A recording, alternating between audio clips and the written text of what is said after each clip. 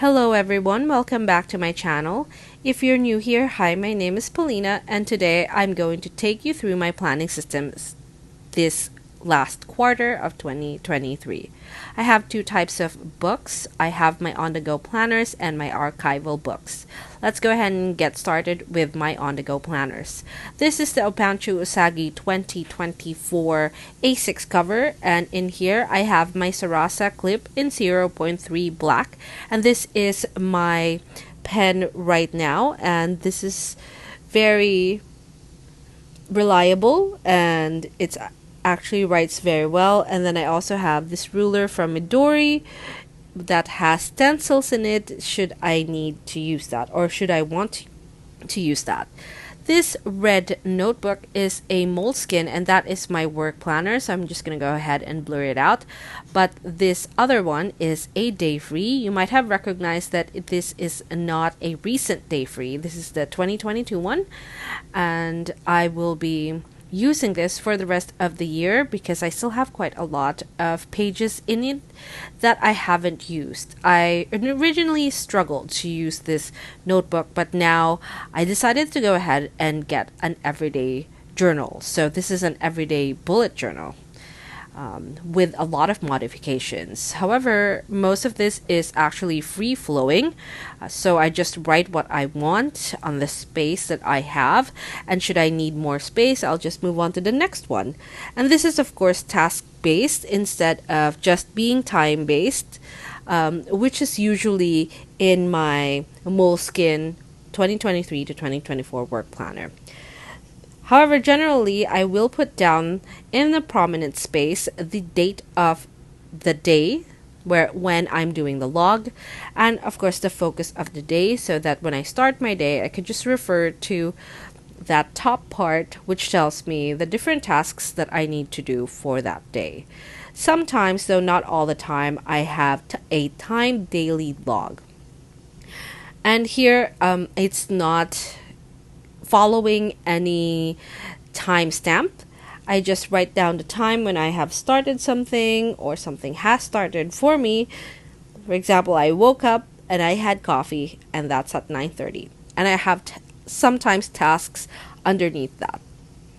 But I do have a separate list for tasks for the day, so these are usually work tasks unless there's something home task or personal task that I really need to deal with. For example, a doctor's appointment, then it will go over there. I have little home tasks that need to be done, and then at the very bottom of the list, I have even more little tasks, which is a task that is great if it's done. If it's not, then I could just move it to another day. So for a recap, I have my date, focus, work tasks or important tasks, home task, littles, as well as a time log. Now let's move on to my archival planners. The first one is a work archive, and you have seen this before. This is my work planner. This is a 𝒕𝒉𝒊𝒔 2023. And in it, I have my daily log on this page, so the left page, and I did divide it into two. So I have a day overview on the left, and on the right I have my accomplishments of the day. Remember that I am using this as an archival planner, meaning that the actual checking off of the tasks happens in my everyday journal. I also have the right page for reflections of the week because it gets pretty crazy, and as part of self-care, I do like to reflect on the week that had passed in terms of work. Here I'm using a new pen that had been sent to me as part of a PR, and I will be posting that video of the haul of this in the next video. So this is a little teaser. There's lots of little goodies that is in that haul, so make sure that you subscribe to find out what it is. Spoiler, it is part of my 2024 lineup. So here I'm writing down events that I know is going to happen, and basically that's it, and it's ready for next week, when at the end of the week I would update it. Next we have my home archive, and here I have the same planner that you have seen for my home Hobonichi Weeks, and what happens is that I am now using this primarily to track little things around the house. Well, yes, it is a home planner, but it also now contains quite a lot of meal planning. And before, I didn't really meal plan as heavily, but now I have realized that this is something that I need to put in my archive, as well as plan it in my everyday journal.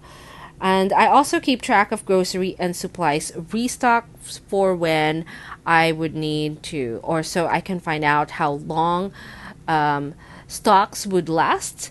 And I also have a chores tracker on the right page.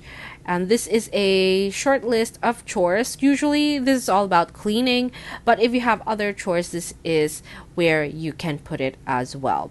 And then I have notes for the week, which is just home information about what happened in the week.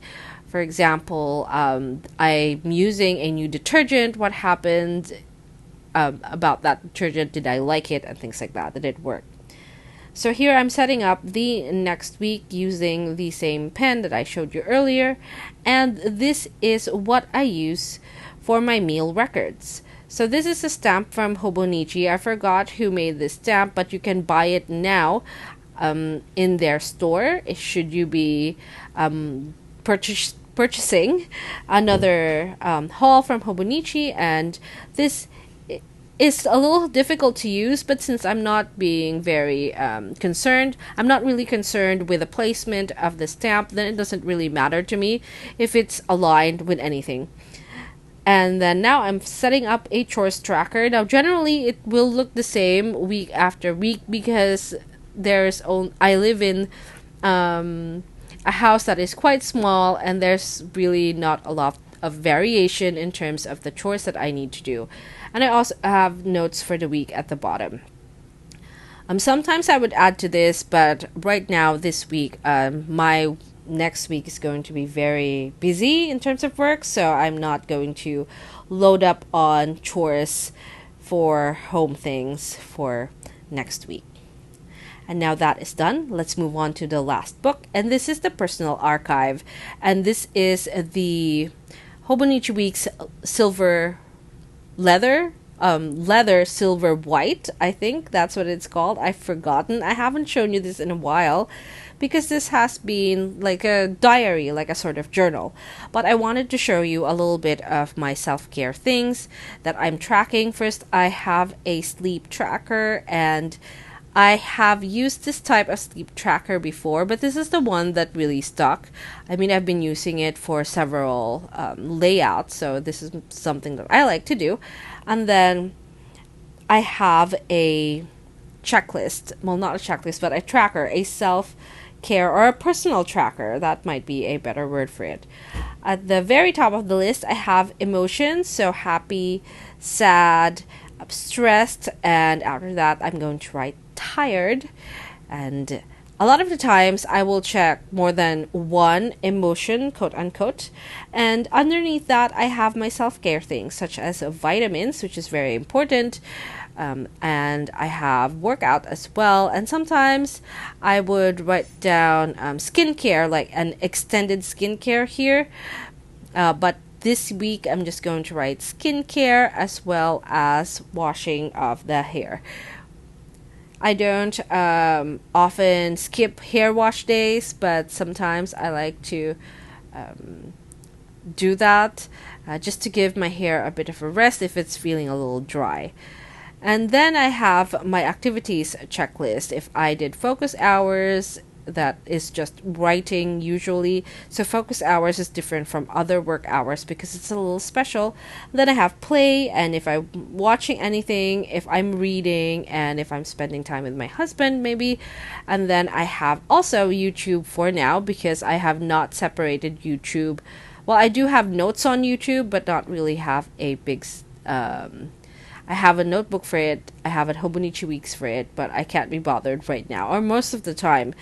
But I should get into that soon. So here is my treats list if I eat out or take out and things. And then on the left is my personal log, which I will not accomplish in this video. So just imagine that it has a lot of things written down. I usually write on this at the end of the day or end of the week. And those are the three archival planners that I have, and all of them are Hobonichi Weeks. And I really like the Hobonichi Weeks as an archival book or an archival planner because it really forces you to condense the week into a few lines because the planner is so small.